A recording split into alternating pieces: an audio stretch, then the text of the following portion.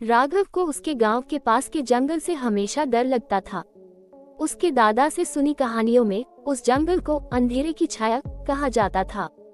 वहां रात के समय जाना मना था। कहते हैं कि जो भी वहां गया वापस नहीं लौटा। एक रात राघव को अचानक अपने दोस्त मोहन का फोन आया।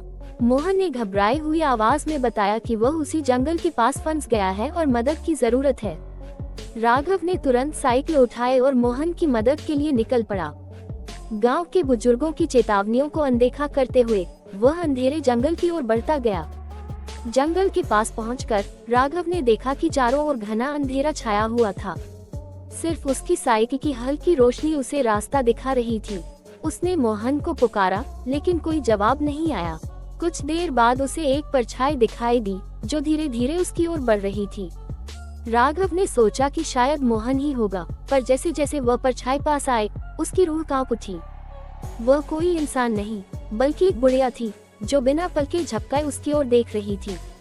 उसके हाथों में एक पुराना लैंप था जिससे हल्की हल्की रोशनी निकल रही थी। राघव ने डरते हुए पूछा, मोहन कहाँ है? बुढ़िया ने बिना कुछ कहे लैंप उसकी ओर बढ़ा दिया। राघव ने लैंप थामा और अचानक बुढ़िया हवा में गायब हो गई। लैंप की रोशनी में राघव ने देखा कि पास ही एक पेड़ के नीचे मोहन बेसुध पड़ा था। उसने जल्दी से उसे उठाया और गांव की ओर भागा।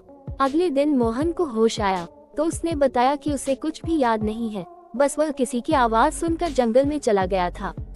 बाद में गांव के बड़े बुजुर्गों ने बताया कि वह बुढ़िया जंगल की पुरानी आत्मा थी जो लोगों को गुमराह करती थी। लेकिन इस बार उसने मोहन की जान बख्श दी, शायद इसलिए क्योंकि राघव ने बिना स्वार्थ के अपने दोस्त की मदद के लिए जान जोखिम में डाली थी। सीख: सच्ची दोस्ती में निस्वार्थ भाव और हिम्मत होती है। किसी की मदद करने के लिए जब हम दिल से कदम बढ़ाते हैं तो हमें अंधेरे में भी रास्ता मिल जाता है।